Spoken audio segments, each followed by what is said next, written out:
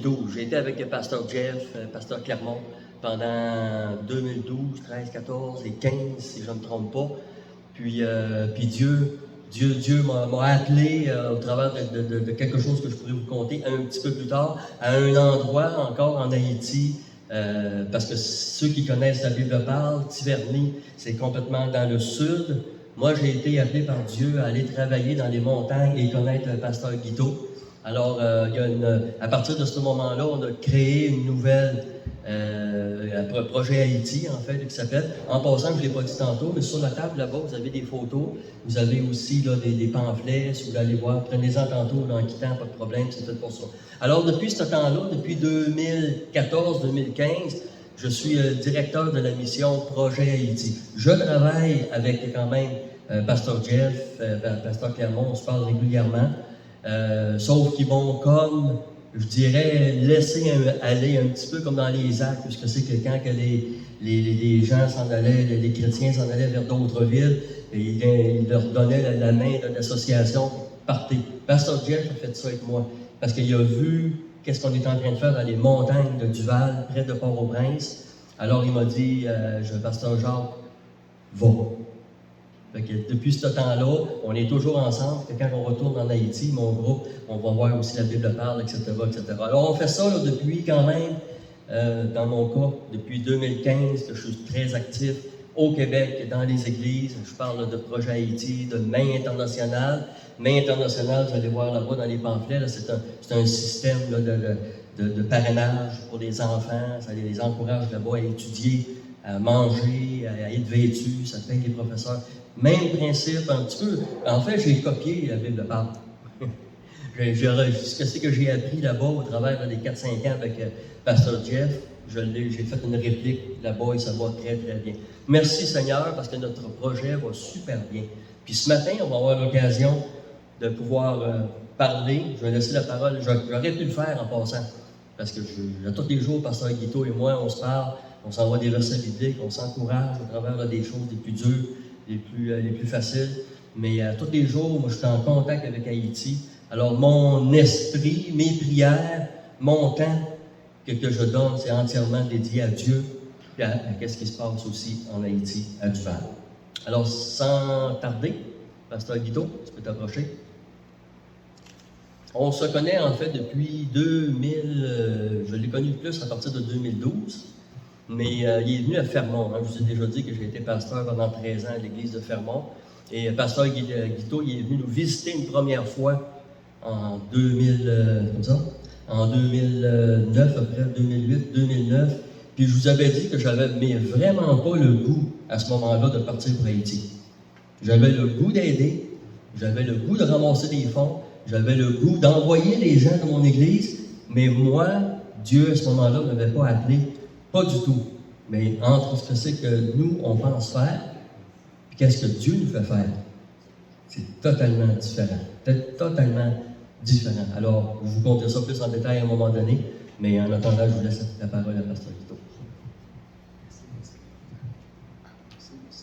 Oui, je vais revenir. Est-ce que pour la manette, c'est moi qui vais... Non, c'est moi qui vais le faire. Oh, parfait. Bonjour frères et sœurs.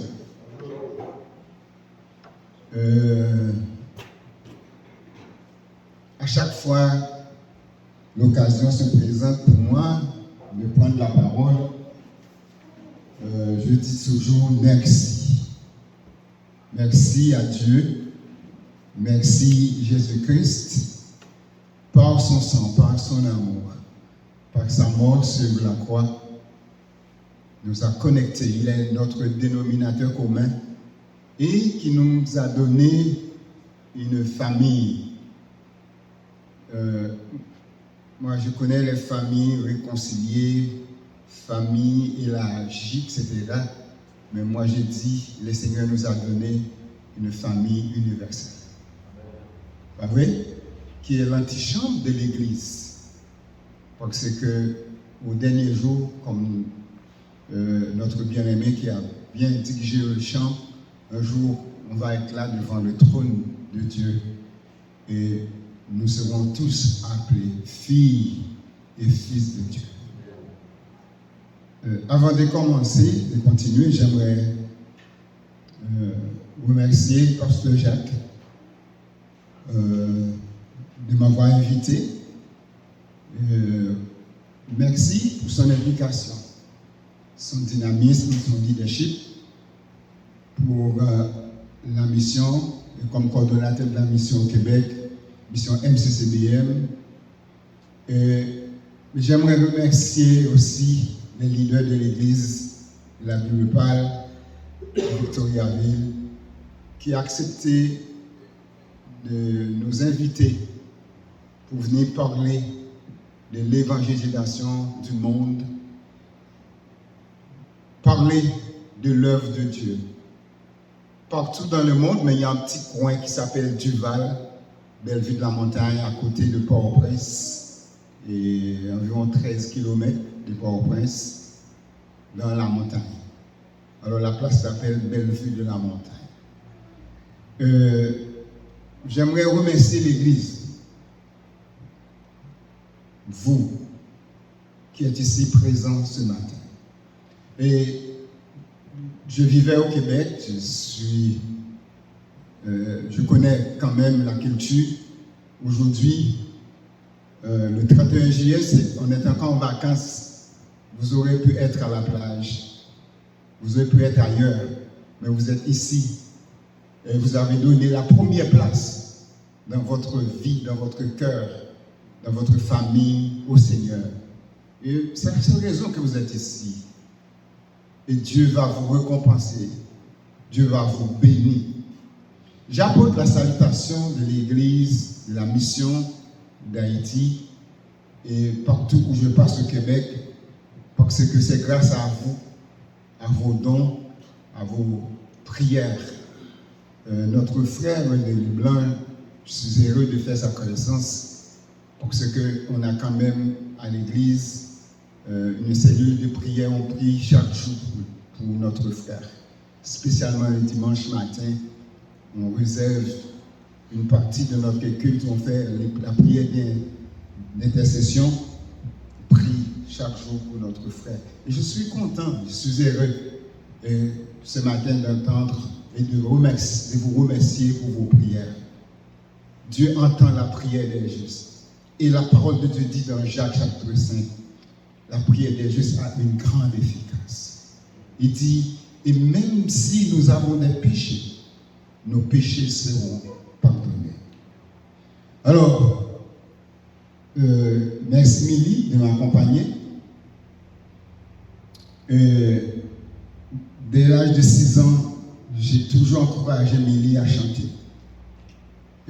À chaque fois que je passe, je vais dans une église pour prêcher, je demande toujours à Milly de m'accompagner. Ça n'a pas été facile pour elle. Vous comprenez? Mais elle a fait un effort.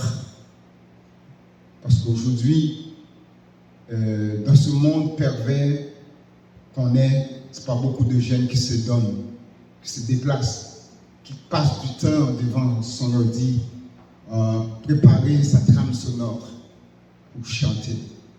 Je vous demande de prier pour elle. Le nom est vraiment facile, c'est Milly. Et dès sa naissance, Dieu a mis la main sur elle et elle a une mission pour le Seigneur. Elle voyage avec moi en Haïti. Et ce qu'elle voit là-bas, son cœur est là-bas. Elle veut aller travailler en Haïti, mais vous savez, ce n'est pas facile. Et je sais que Pasteur Jacques vous en a parlé beaucoup de la mission Projet Haïti. Alors, j'ai environ 20 minutes. L'autre partie, c'est vous compter mon témoignage et ce que je vis, ce que j'ai vécu là-bas. Alors, on va faire une petite genèse de la mission. Alors, la prise de contact, vous l'avez déjà avec Pasteur Jacques, mais ce matin, vous allez faire connaissance avec la mission Projet Haïti. Vous êtes quand même nos supporters. Vous êtes quand même nos amis. Donc, il faut connaître. Il faut se connaître. Ah ouais? Donc, on va vous parler. La mission s'appelle Centre chrétien Bellevue de la Montagne avec un shortcut name, un petit nom, MCCBM. Merci, pasteur. Alors, le monsieur que vous allez voir ici, c'est mon père. Il a 99 ans. Il a 99 ans. Il est un homme de prière. Dieu l'a béni avec un don. Moi, je l'en veux pour ce don. Mais je dis merci Seigneur, tu m'as donné d'autres dons. Mais mon père peut passer toute la nuit à prier.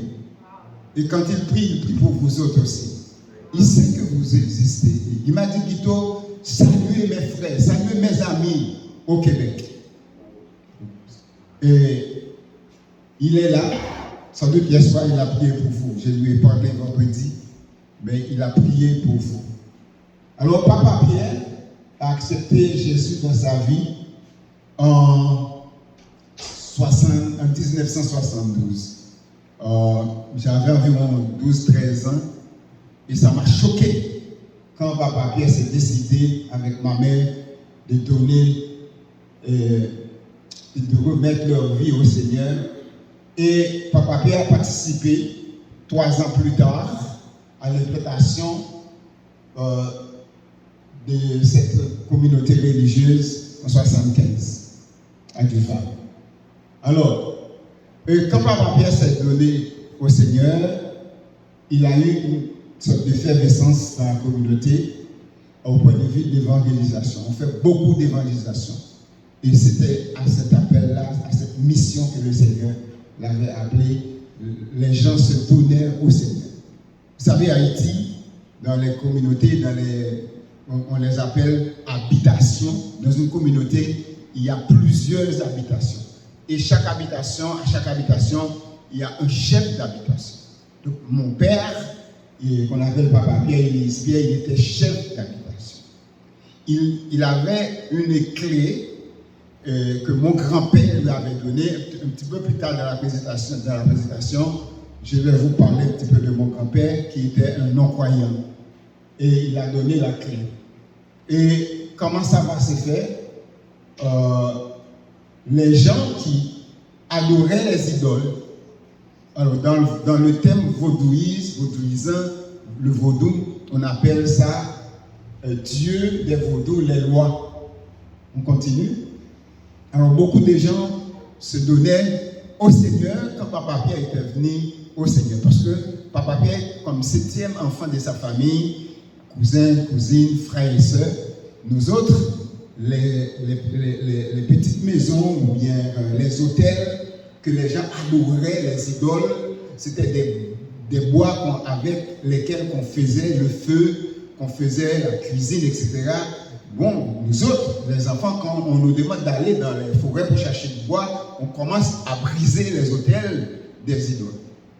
Alors les gens ont pris de panique, ils ont eu peur, dit, mais écoute, Papa Pierre, vous avez donné votre vie au Seigneur, et maintenant, vos enfants commencent à briser les maisons des lois, etc. Alors vous allez laisser les mauvais esprits venir nous attaquer. Mais Papa Pierre, lui, il s'en fout, il s'en foutait, excuse-moi l'expression, parce que Dieu l'a appelé. Vous savez? Et chose dite, chose faite, la communauté, les gens, quand les gens tombaient malades, ils venaient à la maison, Papa Pierre priait pour eux et ils sont guéris. Et c'est comme ça aujourd'hui, on peut compter dans la communauté de Duval 2 ou 3 maisons qui n'ont, je peux dire, complètement accepté le Seigneur, mais à l'église, on trouve quand même soit le mari ou la madame ou les enfants, parce que ces enfants sont tous à l'église. Et là, nous autres à l'église, à chaque dimanche, il y a une classe qui vient à l'église à cause de l'école. On fait l'évangélisation à travers l'école. Donc, presque tous les enfants de la communauté de Duval viennent à l'église. Et le 13 qui s'en vient, le 13 août, on aura 30 jeunes qui vont plonger dans les eaux du baptême. Voulez-vous applaudir les seigneurs? Alors, en Delhi, le bâtiment de l'église a grandi pour pouvoir accueillir les élèves, mais avant, on avait les gens de l'église. Ici, c'est dans ce bâtiment-là qu'on a accueilli nos élèves. On continue, pasteur. Alors, le tremblement de terre 2010, vous êtes au courant ce qui s'était passé en Haïti. Alors, tout a été comme boum. Et voilà ce qui s'était passé. Moi, c'est comme quand je regarde cette photo, pour moi, c'était comme Esdras et Néhémie qui étaient en Babylone. J'étais aux États-Unis à cette époque, je suis retourné en Haïti et 1 an après le tremblement de terre, et c'était le constat. La fille que vous voyez ici, c'est Sœur Laurette qui était en train de prier. Et je ne l'avais pas dérangée et j'ai constaté, et mon cœur était vraiment brisé. Mais je suis allé et j'ai prié le Seigneur. Seigneur, c'est ton œuvre, que ta volonté soit faite. Et le Seigneur a agi en ce sens. On a constaté aussi comment c'était lamentable pour la communauté. C'était, comment dirais-je, la figure emblématique pour la communauté. Et vous pouvez comprendre le découragement qui était chez les gens. On continue, pasteur. Ici, la vision prophétique, projet haïtien CCBL, il n'y a pas hasard avec Dieu. Vous comprenez ça? Il n'y a pas hasard. Mon grand-père était aveugle, c'était un ancien soldat. Il a connu la guerre, et puis lui, il a vu des choses que nous autres, on ne connaissait pas. Par exemple, la lumière. À Duval, il n'y avait pas de lumière, pas d'électricité, pas d'énergie.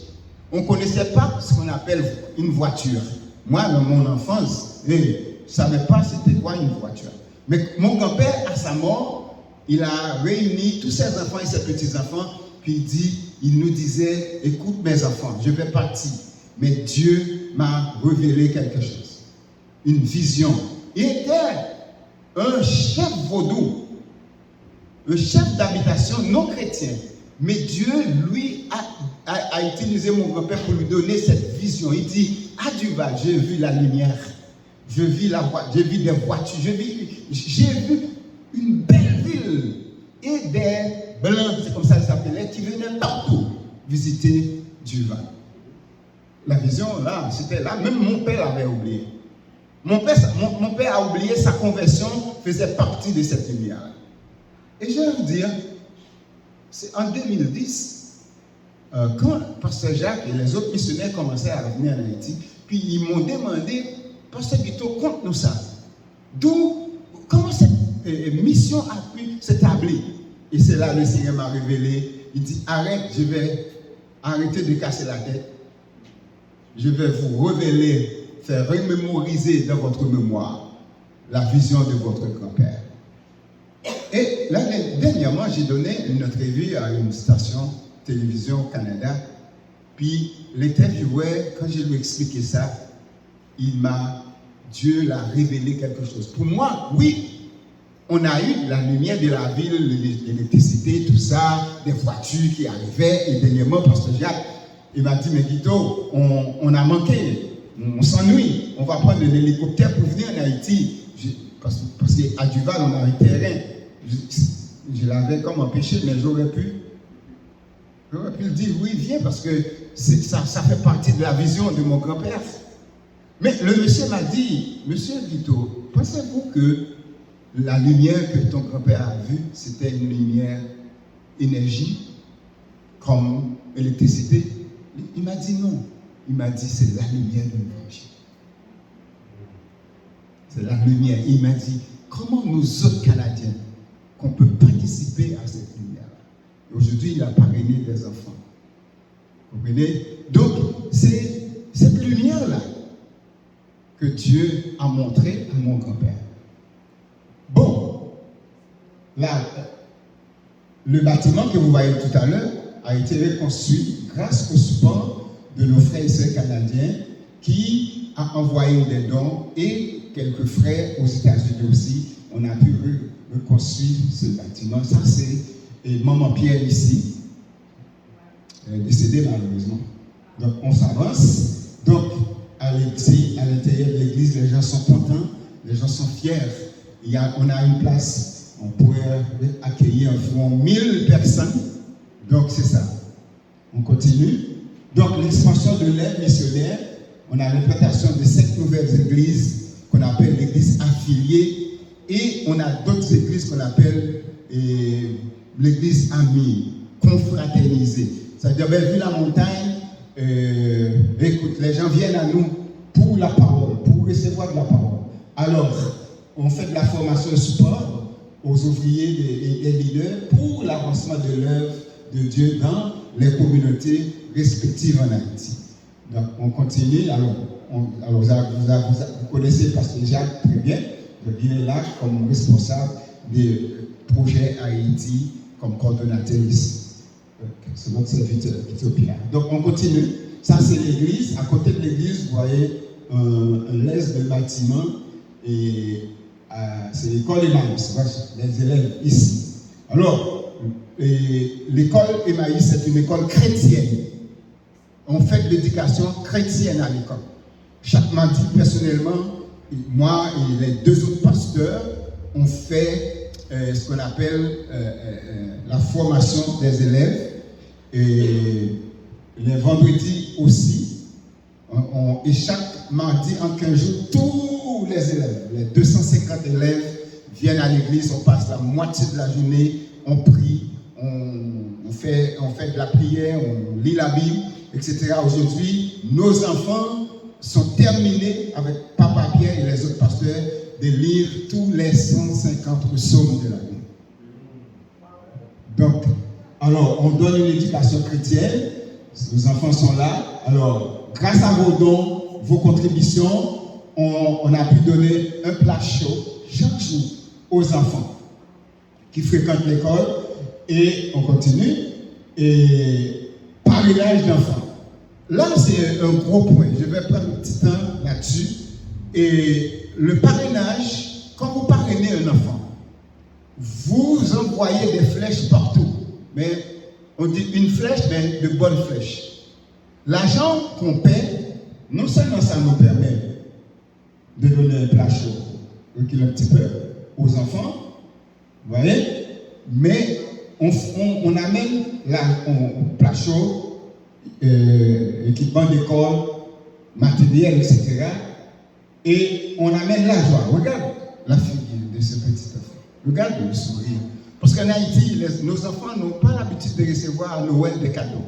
Vous savez? Mais quand vous parrainez un enfant, alors ces cadeaux-là, ce sont les parrains et marraines qui les ont envoyés en Haïti. On a quand même un transporteur fiable.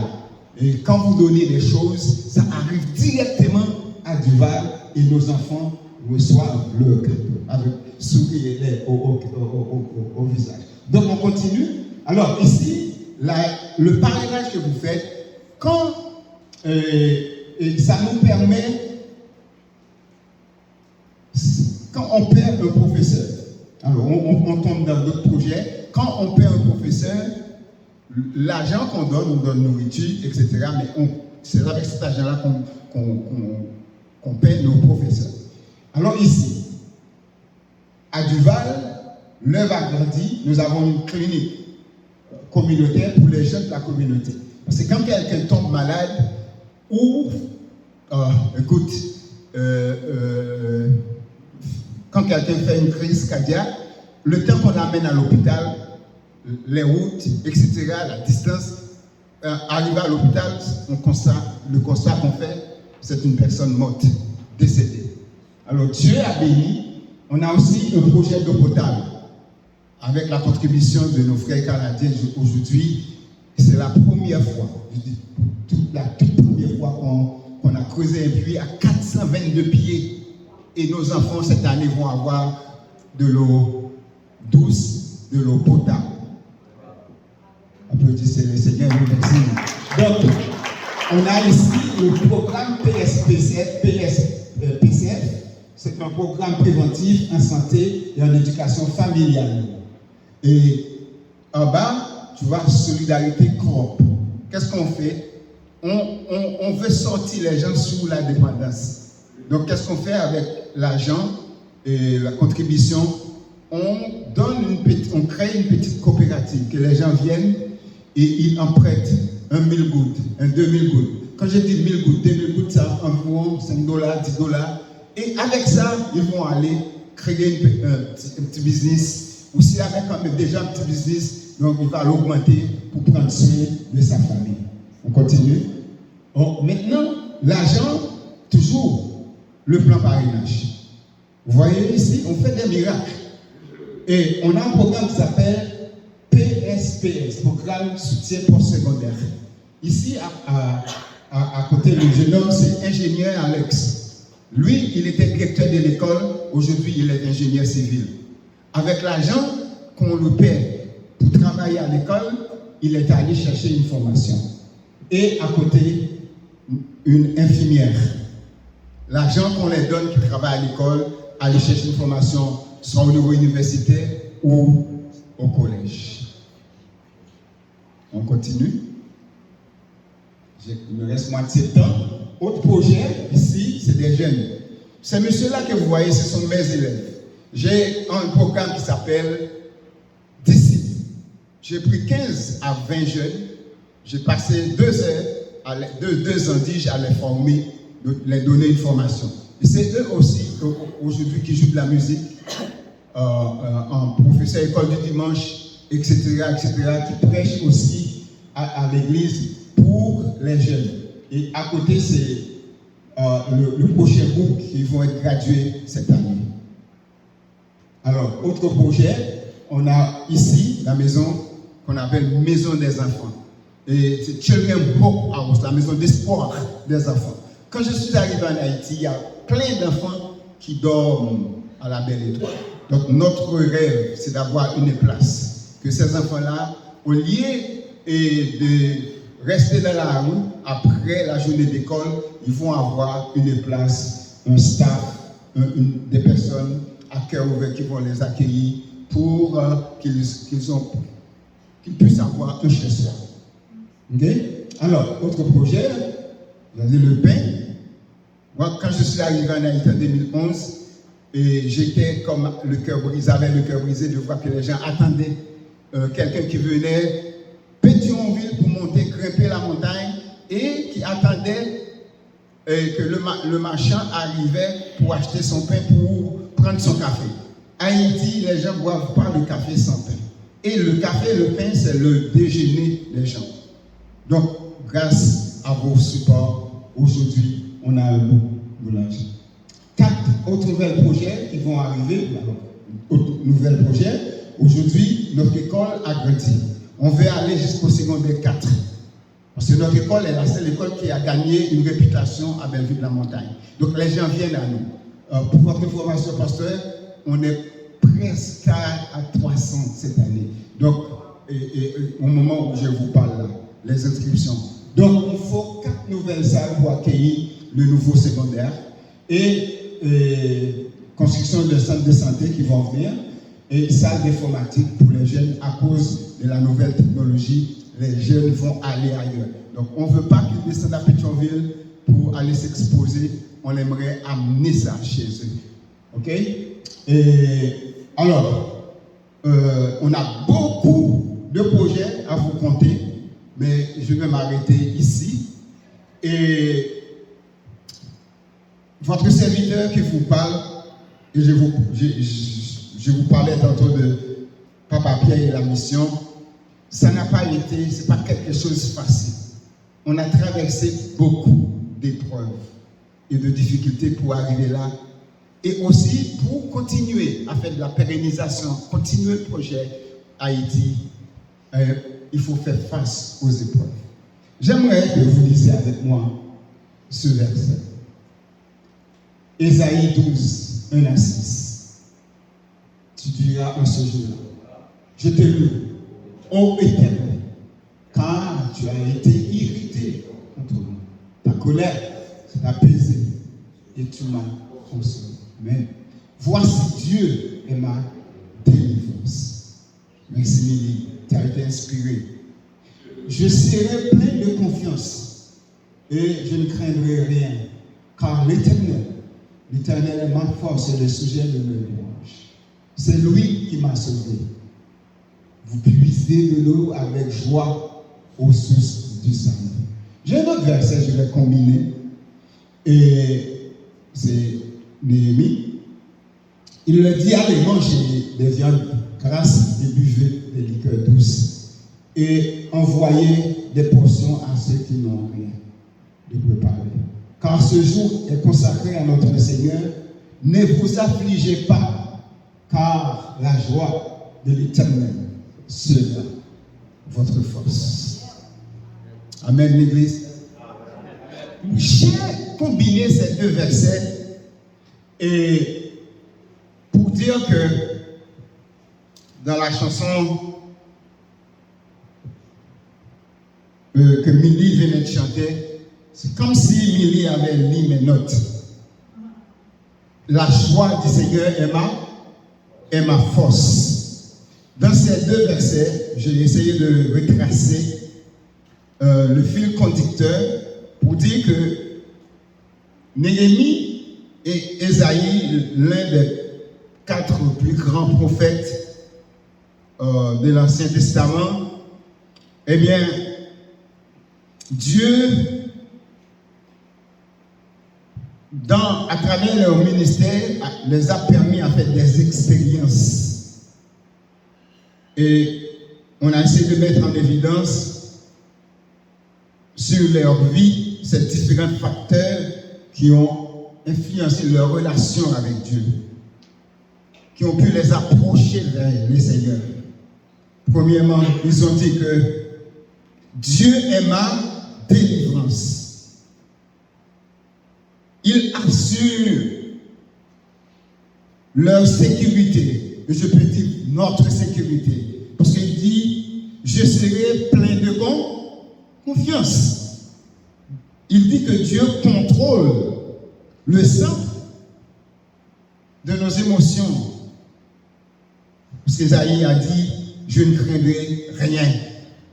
Et il nous donne de la vigueur dans nos faiblesses. Il dit, il est notre force. Il est la source de notre joie. C'est-à-dire le sujet de louange. Et il est la source de notre salut. C'est lui qui nous a sauvés. Donc, ce matin, mes bien-aimés, j'aurais pu vous conter plein de choses. J'ai été kidnappé, pas même kidnappé, mais enlevé. Ma place là-bas, comme leader, comme pasteur, Dieu m'a appelé. Parfois les gens, ils courent après moi pour me dire, mais vous avez vécu aux États-Unis, au Québec pendant 22 ans. Pourquoi vous êtes ici? Fait face au kidnapping, à la misère de toutes sortes, vous sacrifiez, mais ils ne savent pas qu'il y en a qui comprennent, mais il y en a qui ne comprenaient pas que c'est mon appel. Dieu m'a appelé. Je ne suis pas là-bas par choix. Je ne fais pas un choix. Donc, hier soir, j'ai passé une nuit, je n'ai pas dormi. Et ce matin, j'ai une nièce qui m'a dit, mais pasteur, comment tu as passé la nuit? J'ai dit, mais je n'ai pas fermé l'œil. Il dit, mais comment ça? Je dis, c'est mon corps qui est ici. Mais mon esprit est là-bas, avec mon peuple. J'étais enlevé le 9 février. Les gens étaient venus me prendre. Pour faire quoi? Je ne sais pas. Pour soutirer de l'argent.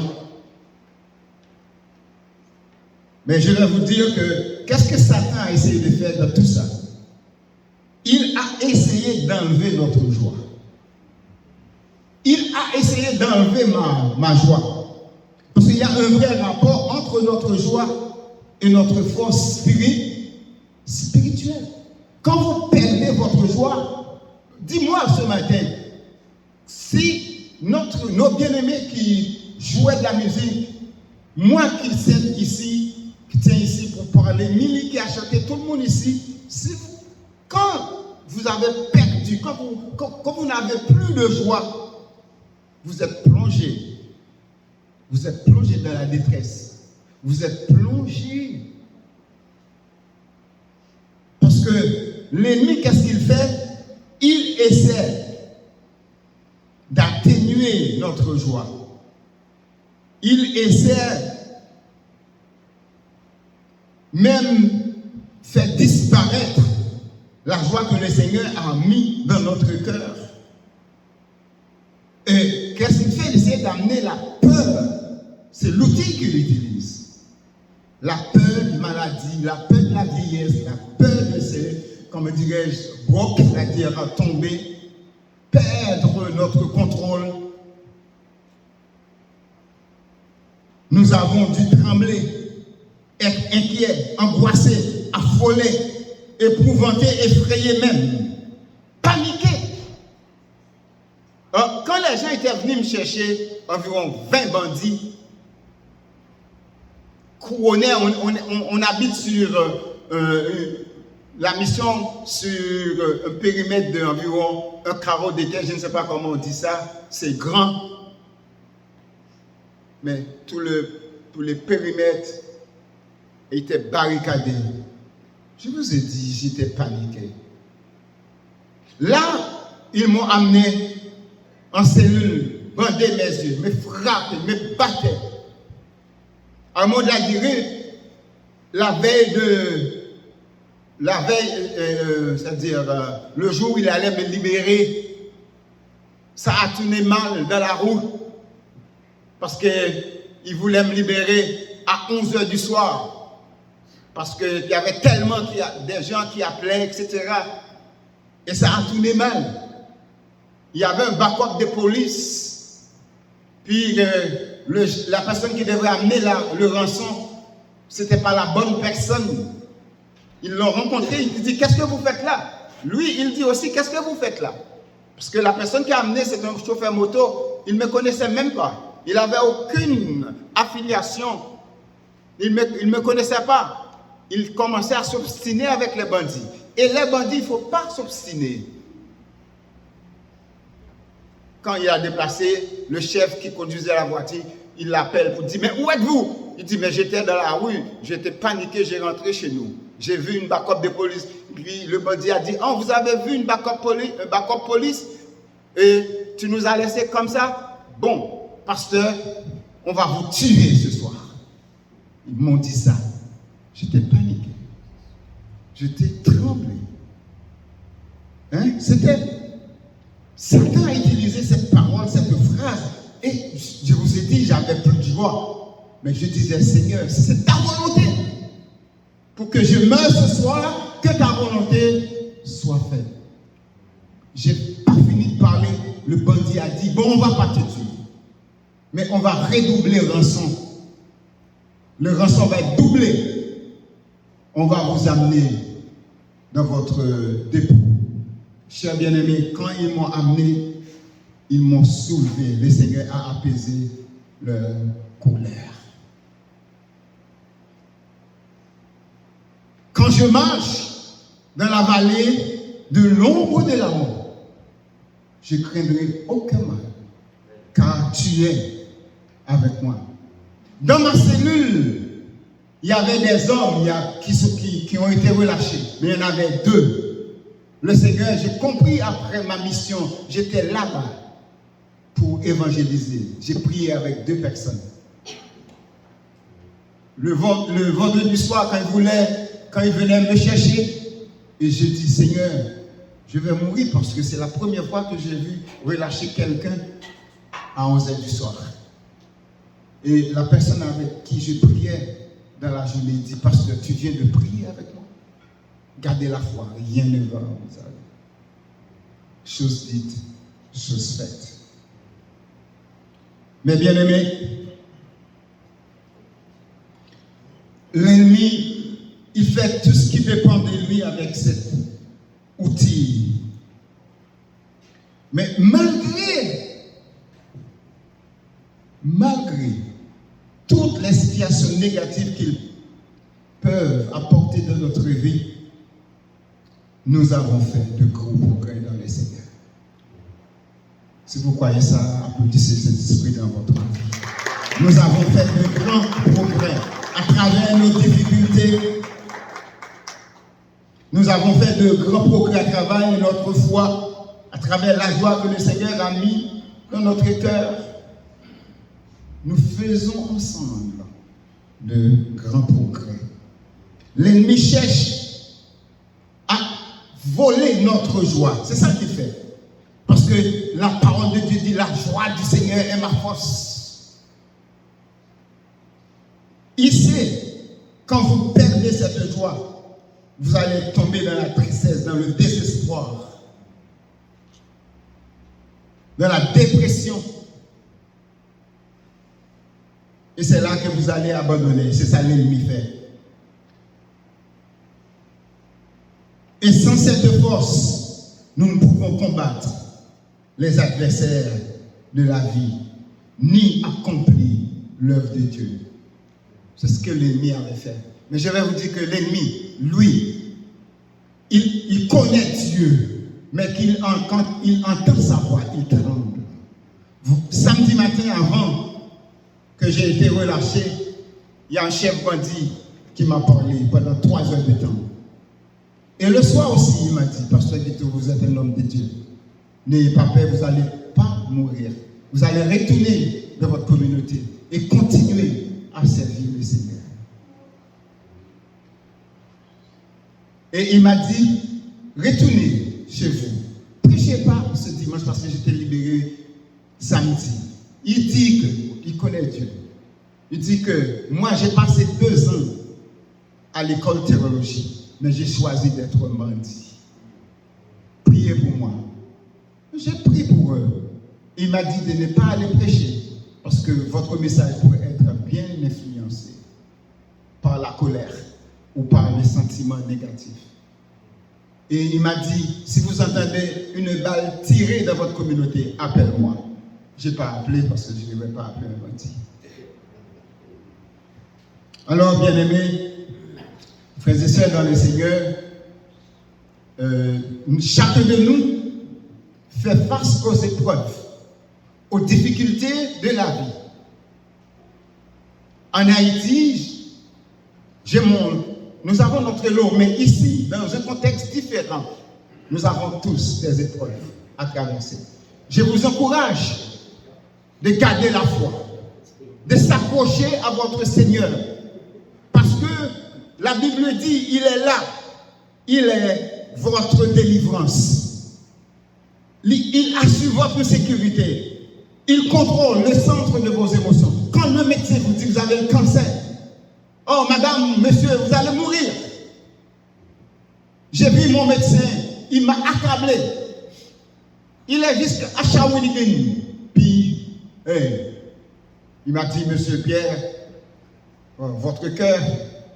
Je dis, docteur, écoute, mon cœur est entre les mains du Seigneur. Puis je suis allé vendredi, faire mon test.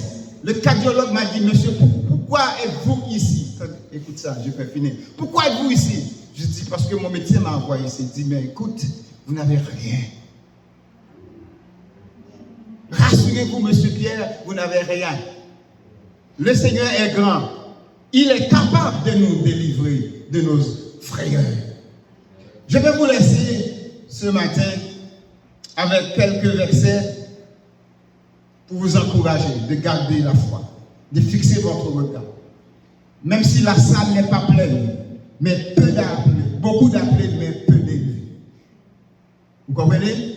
Le Seigneur est ici, là où 2 ou 3 se réunissent en mon nom. Je suis absent du corps, mais présent en esprit, pour bénir et sanctifier. Vous allez sortir d'ici sanctifiés. Vous allez sortir d'ici bénis. Et les gens que vous allez rencontrer, ils vont être bénis. Nous sommes pressés de toute manière, mais non réduits à l'extrémité. Dans la détresse, mais non dans le désespoir. Persécutés et non abandonnés. Abattus, non perdus. C'est Paul qui a dit ça. Il a vécu. Il sait ce qu'il dit ce matin. Sophonie 3,17 dit, l'Éternel, ton Dieu, est au milieu de toi, comme un héros qui sauve. Il fera de toi sa plus grande joie. Vous êtes la joie du Seigneur. Il gardera le silence dans son amour. Il aura pour toi des transports d'allégresse. Il vous a amené de beaux chants ce matin. Dans Nahum 1er, 7, il dit, l'Éternel est bon. Il est un refuge au jour de la détresse. Il connaît ceux qui se confient en lui. Le proverbe 18:10 dit, le nom de l'Éternel est une tour de force.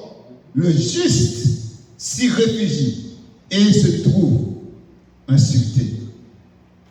Quand je marche au milieu de la détresse, tu me rends la vie, tu éteins ta main sur la colère de mes ennemis. Je devrais mourir, mais le Seigneur a étendu sa main sur mes ennemis. Ce matin, si vous traversez des situations, on va répéter juste ce mot.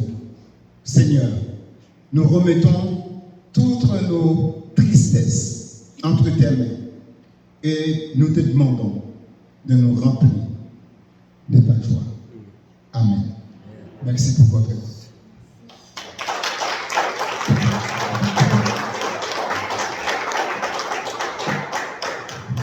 Merci beaucoup, pasteur. C'est du quotidien, ça? C'est son quotidien qu'il vit là-bas. On vous demande vraiment vos prières pour les besoins qu'il a rencontrés. C'est autant pour la Bible Père de Tiverny que pour nous à Duval. C'est le même principe, c'est les mêmes contextes qui sont très, très, très difficiles. Alors, priez pour MCCBN, la mission chrétienne. Mon frère on va terminer avec un mot de prière. Il a à cœur de prier justement là, pour les besoins. Merci pour notre frère pasteur qui a fait la présentation. Lui a prié pour nous, pour notre vie spirituelle, et nous, on va prier pour l'œuvre de Dieu qui se passe là-bas. Puis j'en profite pour faire une petite annonce pendant que j'ai votre attention. Mercredi, on va étudier et approfondir le psaume 24. Alors, on va le voir sur différents angles, ça va être très intéressant. L'angle qui a été présenté ce matin, c'est le dernier. On va le voir sur 2-3 angles différents. Alors, je voulais dire peut-être un petit mot sans trop étirer. Quand tu as dit « c'est du quotidien », des fois, on se plaint au gouvernement, c'est sûr qu'il y a des choses qui se passent. Hein? Ils nous passent en dessous de la couverte, on ne voit pas tout. Mais c'est tellement... Moi, quand je vois des nouvelles qui proviennent d'Haïti, des fois, je trouve ça horrible ce qui se passe. Il y a des gens qui sont au pouvoir et qui se tassent. Il y a un jeu terrible qui se passe là-bas que je ne comprends pas, mais que je constate.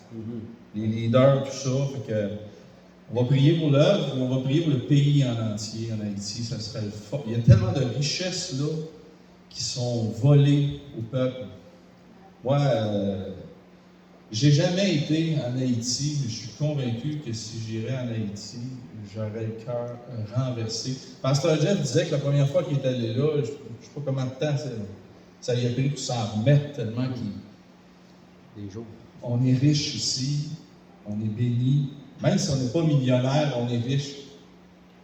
Mais des fois, cette richesse-là nous engourdit. Nous embourgeoise. Et des fois, on ne met pas le focus sur l'essentiel. Et quand on a des prédications, des présentations, comme le pasteur Guito vient de le faire, on dirait qu'automatiquement, dans notre budget, il y a des affaires qui se passent et qui se priorisent. Fait qu'on va prier pour ne pas étirer ça plus longtemps. Oui, un petit mot? J'aimerais juste peut-être rappeler que pour moi, l'essentiel du message de pasteur Guito ce matin, ce qui est venu me toucher, c'est le constat qu'on fait de voir que l'ennemi s'acharne sur nous. Prions pour que l'ennemi n'ait pas à l'emprise. Prions Seigneur qui nous libère de cette emprise-là que l'ennemi a sur nous, parce que ça nous fait réagir. Ça nous fait réagir, ça ne nous fait pas agir non plus comme Dieu voudrait qu'on le fasse. Il nous enlève la joie de vivre, il nous enlève cette joie qu'on a de vouloir crier à Dieu et de le remercier et d'évangéliser, de parler de lui, de ce que Jésus-Christ a fait pour nous. Prions pour que l'ennemi n'ait pas autant d'emprise sur nous. Parce que Moi, c'est ce que je retiens. OK. On y va? Oui. Alors, rappelle-moi ton prénom. Sylvain. Sylvain. C'est avec ce que Sylvain vient de partager, nous, on n'a jamais vu des émeutes dans nos rues. On en voit un petit peu, mais c'est facile de se faire voler la joie, puis de se laisser impressionner par ce qu'on voit, puis d'oublier les vérités éternelles sur lesquelles notre foi repose. Accorde à tous les ouvriers de là-bas de fixer les yeux sur Jésus et sur les réalités éternelles afin qu'elles procurent cette joie qui donne ce zèle pour œuvrer dans ta main et partager l'Évangile. On veut t'élever tous les ministères, on voit ta main là, puis on veut les supporter présentement en prière. Fais éclater ta grâce, fais éclater tes œuvres là-bas, afin qu'elles puissent nous porter, tous et chacun, et le peuple là-bas à la louange, à élever cette grâce qui nous est donnée au travers de Jésus-Christ à la croix. On prie pour le pays en entier au complet. On aimerait que tu mettes des gens qui ont vraiment à cœur l'épanouissement, si on veut, du peuple, créer un climat de paix, de confiance, et que Seigneur, tu te mêles un peu avec tous les jeux peut-être de chaises musicales qui se passent par de la méchanceté, par des coups par en arrière, et qu'il y a quelque chose, une société plus juste puisse, tu sais que c'est une justice humaine, mais quand même, puisse permettre justement qu'il y ait des écoles, qu'il y ait des soins de santé, que finalement les leaders ont ce ministère de prendre soin du peuple et non au contraire, se servir du peuple pour s'engraisser, pour profiter, abuser, et finalement les leaders s'enrichissent pour eux-mêmes seulement. Mais suscite des leaders et des gens aussi du conseil alentour, pas juste un leader, des leaders, des équipes, ménage dans la police, tout ça, afin que toutes les richesses puissent servir au peuple. C'est juste ta main pour faire ça, Seigneur Dieu. Alors, bénis le ministère, bénis ce pays, parce qu'on a été bénis, nous, d'entendre et de voir ce que tu fais là. Amen. Amen. Est-ce qu'on peut donner, commencez-vous Bon, on va suggérer ça à Sylvain, là. Ouais. Peut-être la semaine prochaine, je sais pas. Ah, ok. On va faire une offrande spéciale, probablement. Je peux pas prendre de décision. J'ai une question aussi, parce que moi j'ai suivi dans le pays pop, ça arrive souvent que les pasteurs sont